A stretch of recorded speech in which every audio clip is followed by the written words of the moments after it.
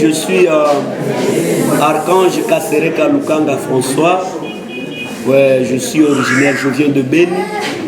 Oui, nous sommes venus pour animer une session des anges du ciel, bonne nouvelle au niveau de Butembo. Vous pouvez nous présenter en plus bref l'essentiel de cette session? Oui, l'essentiel de cette session, au cours de la session, nous avons eu à débattre 3 thèmes. Il y a le premier thème, nous avons parlé du cénacle. Le second, nous avons parlé du charisme des anges du ciel et de la spiritualité.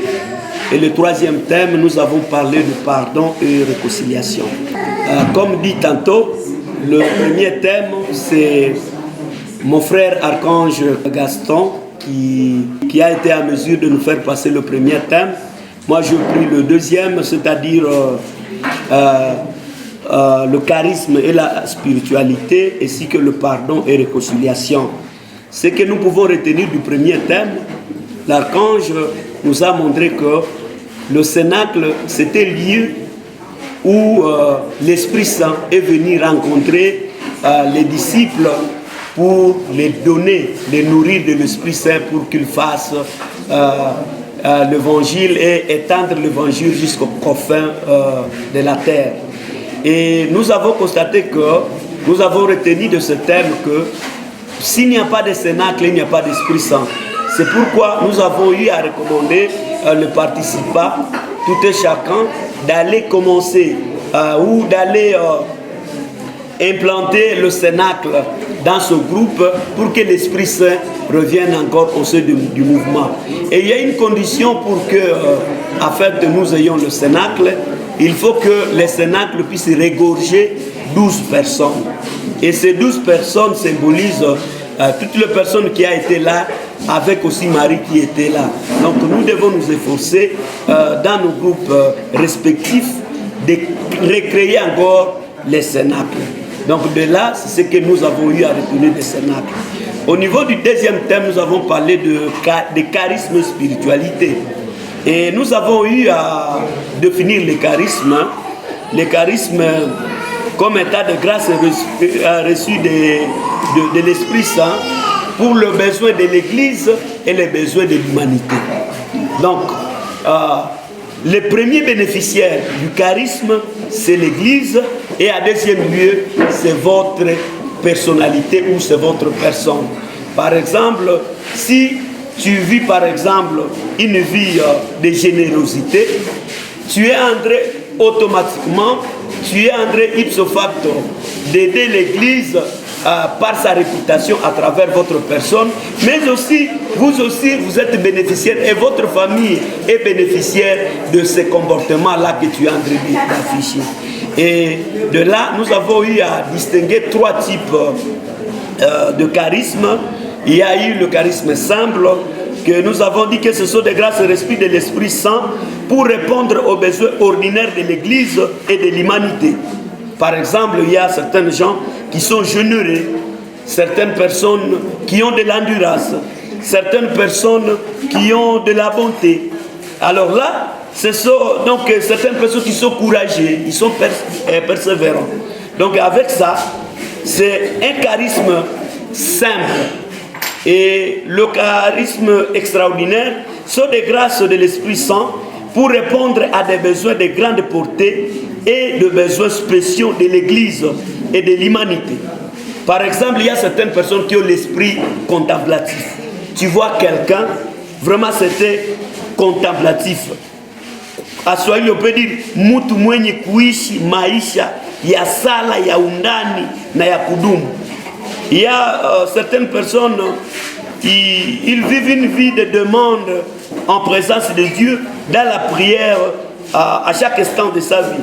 Il y a certaines personnes, la donation totale au service de pauvres, des malades, des délaissés pour compte de toutes les nécessités.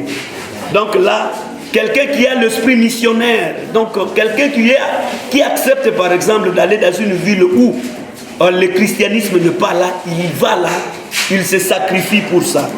Et il y a maintenant le charisme varié qui sont des grâces et l'esprit de l'Esprit Saint pour répondre à plusieurs besoins de l'Église et de l'humanité au même moment. Avoir à la fois l'esprit contemplatif, par exemple, et la donation au service des pauvres. Donc, avec ce type-là, nous constatons, nous avons eu à distinguer les trois types de charismes. Et maintenant, dans le mouvement, dans les marques des anges du ciel, nous vivons cette charisme que nous essayons de vivre. Et cet charisme, nous proposons une vie de prière. Donc nous devons prier pour vivre et vivre pour prier. Donc pour toi, la vie devient une vie de prière. Nous nous soucions de la louange perpétuelle de Dieu, comme au ciel les anges chantent la gloire de Dieu, et nous sommes là, nous voulons, parce que le nom même de ange du ciel signifie messager.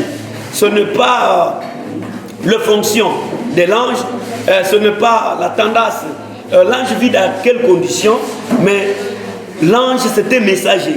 Alors nous devons propager le message de Dieu par ces attitudes de prière, ces attitudes de louange perpétuelle. Et l'ange du ciel doit adorer. Et l'ange du ciel, c'est quelqu'un qui se confesse régulièrement. Et en se confessant régulièrement, donc c'est quelqu'un qui doit éviter d'être orgueilleux. Et hier, nous avons eu à donner 4 types d'orgueil. Il y a l'orgueil qui est lié à ce que tu gagnes. Donc, quelqu'un qui gagne l'argent, en gagnant l'argent, vous voyez, il change les comportements. Et là, on dira, les comportements dictent l'économie. L'économie dicte les comportements de l'homme. Il y a par exemple quelqu'un qui est orgueilleux parce qu'il a eu l'origine d'un lieu quelconque. Alors lui dira par exemple, tu vois, nous sommes des CT, la provenance, nous avons étudié à Kisangani, on n'a pas étudié par exemple ici, tel pas. Donc il y a aussi l'orgueil qui est lié par exemple au tribu. Bino Bauta. Donc ce sont l'orgueil parce que tu n'as pas l'esprit d'humilité. Tu ne peux pas aller, par exemple, au confessionnal. C'est pourquoi tout ange du ciel doit se proposer d'aller au niveau du confessionnal. Il doit se confesser régulièrement auprès du prêtre et signe d'humilité. Il doit aller à la rencontre et voler au secours de Jésus méconnu, abandonné et souffrant. À travers le vulnérable, nous verrons c'est Jésus-là méconnu, c'est Jésus souffrant. L'ange du ciel doit avoir ce qu'on appelle la fraternité évangélique. Chez nous, nous avons l'habitude de dire Tiama Jama. Donc nous devons vivre ensemble, faisons le bien, car nous vivons avec quelqu'un. Il y a certaines gens qui font toujours le bien car quelqu'un est mort. Mais pour nous, nous prenons que quelqu'un qui a vie, nous devons nous efforcer à faire le bien. Et avec ça maintenant, nous proposons l'humilité au modèle de Jésus, de Marie et de ses anges et de ses apôtres. Parce que pour propager la bonne nouvelle, nous devons être humbles. C'est pourquoi les gens qui parlent français disent l'humilité précède la gloire. Donc nous devons être humbles. C'est de là que nous pouvons, c'est presque ça que nous pouvons retenir du charisme. Et maintenant, parler de spiritualité, nous voyons deux éléments qui sont vraiment importants, qui est l'idéal. L'idéal d'un ange du ciel, c'est le Christ. Et le Christ, en voyant le Christ, nous vivons la parousie. Donc le Christ et la parousie, c'est l'idéal d'un ange du ciel. Un ange du ciel, il vit, à ce lieu dit, qu'il est le maisha yake, ni Yesu Christ. Donc un ange du ciel, ce sommet, c'est le Christ. Et maintenant, pour y parvenir, l'ange du ciel doit marcher derrière le Christ. L'ange du ciel doit vivre et mourir en odeur de sainteté. L'ange du ciel doit imiter la sainteté et vivre la pauvreté. Alors, quelle dévotion un ange du ciel doit avoir? Un ange du ciel doit avoir une dévotion eucharistique, une dévotion mariale, une dévotion angélique et une dévotion apostolique. Et c'est ça même les fondements de la spiritualité d'un ange du ciel. C'est quelqu'un qui doit aimer le Christ dans l'Eucharistie, parce que c'est ça le sommet. C'est quelqu'un qui doit se référer, parce que dans le Cénacle, comme nous avions dit tantôt, il y avait la présence de Marie. C'est pourquoi un ange du ciel doit avoir la dévotion ou ce fondement de vie doit être la Vierge Marie, en imitant l'humilité et son exemple. L'ange du ciel doit avoir le fondement angélique. Et quand il a le fondement angélique, l'ange du ciel doit se référer, par exemple, aux 9 cœurs des anges. C'est pourquoi nous avons dit un ange du ciel doit prier 9 fois par jour pour se joindre à ce 9 cœurs des anges. Il y a maintenant l'esprit apostolique, et un ange du ciel, comme c'est un messager, il doit propager le message de Dieu. Donc c'est ça ce que nous pouvons retenir du charisme des anges du ciel et de sa spiritualité. Et maintenant aujourd'hui, nous avons eu à débattre des thèmes très importants et capitaux, le pardon et la réconciliation. Alors, nous devons nous efforcer pour pardonner, et nous avons eu à décortiquer d'abord 3 verbes. Pardonner. Nous avons eu à décortiquer la réconciliation, et nous avons eu à décortiquer et à dire que nous devons être de miséricordieux. Et nous avons montré aux gens que quelqu'un qui est miséricordieux, c'est ce qui est sensible aux détresses, aux problèmes des autres. Et c'est cette personne miséricordieuse qui peut arriver à se réconcilier et à pardonner. C'est-à-dire, miséricorde est au cheval, c'est-à-dire un pont entre le pardon et la réconciliation. Et pardonner, nous avons eu à montrer que c'est aller au-dessus, c'est se donner soi-même. Donc quelqu'un qui n'a pas l'amour ne peut pas pardonner. Donc nous devons d'abord avoir l'amour, et nous devons lui apprendre. Il y a eu certaines étapes, disons, du pardon et de la réconciliation que nous avons eu à donner aux gens. Je vous remercie. Merci beaucoup. La question est primordiale. Comme je disais tantôt, à partir même de l'étymologie du mot pardon, littéralement, nous pouvons dire pardonner, c'est donner complètement. Signifie remettre, dilater, pardonner. Hein? Et le fait de ne pas tenir rigueur d'une faute, c'est la rémission des offenses. Tandis que la réconciliation, ça vient dilater, reconaliare, ce qui veut dire remettre en état. Donc il y a eu un état qui a été délabré, tandis que la réconciliation nous remet en état. C'est pourquoi nous avons eu à avoir des étapes. Quelqu'un par exemple qui a offensé, qu'est-ce qu'il doit faire? Cette personne doit d'abord reconnaître sa faute ou son péché. Il doit d'abord reconnaître, identifier qu'est-ce que moi j'ai fait. Et après il doit faire ce qu'on appelle le mea culpa. C'est-à-dire, il accepte sa faute. Il dit, il sait identifier et dire sa faute. Et en troisième lieu, il doit passer à demander sincèrement pardon pour ce péché.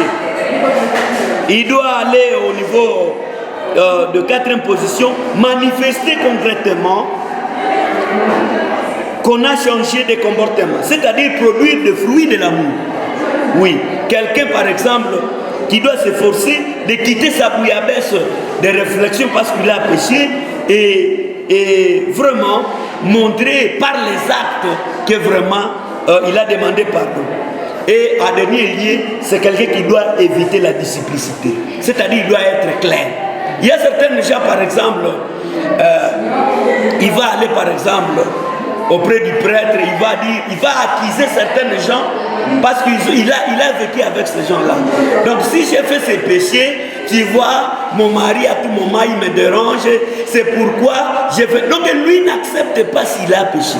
Donc nous devons arriver à ce stade-là où nous acceptons notre péché et nous suivons les étapes-là. Alors il y a aussi certaines étapes maintenant pour la réconciliation et le pardon. On doit aussi identifier les raisons de la trouble. Donc, nous sommes arrivés à ce niveau. Il y a eu un problème, il y a eu un défi. On doit identifier les raisons de cette trouble-là pour qu'on livre son pardon. On doit se laisser du temps pour prendre du recul. Donc il faut un temps. Ce n'est pas que je me réveille aujourd'hui et j'arrive le soir, je dis donc, tu me pardonnes. C'est pourquoi il y a certains gens qui disent, oh, pardonnez-moi, parce que j'ai fait ceci. Non, nous devons nous efforcer. Nous devons voir l'autre étape. On doit oser à faire le premier pas pour désamorcer les conflits. C'est-à-dire vous vous jetez, vous vous donnez vous-même pour désamorcer les conflits. On doit avoir le courage de se remettre en question. Le courage de se remettre en question. On doit apprendre à mieux communiquer avec d'autres. Parce qu'il y a certains gens, il a pris même le courage d'aller voir quelqu'un pour demander pardon. Mais les mots qu'il doit dire dans la langue de ma mère, on dit, il va dire là-bas le vitobo. Et quand il dit le vitobo, il y aura un choc. Et de là encore, il y aura encore un autre conflit et ça va dégénérer la haine. Quelqu'un doit accepter de décevoir ses proches si l'on veut revenir sur les rails et accepter de se voir soi-même. Il y a par exemple dans le foyer, une femme est partie chez elle, il a quitté ce foyer. Quand il arrive chez elle, les gens lui disent non, ça ce n'est pas un monsieur, il ne faut pas retourner là-bas, ce monsieur il est drôle, il va te tuer. Mais quand elle est en train de rechercher la réconciliation, il doit oublier toujours les siens là. Et il doit accepter de se décevoir elle-même, par exemple, cette femme, elle doit accepter de se décevoir soi-même parce qu'elle pourra dire mieux si tu as oublié ta cour. Mais elle se dépasse, elle va se décevoir.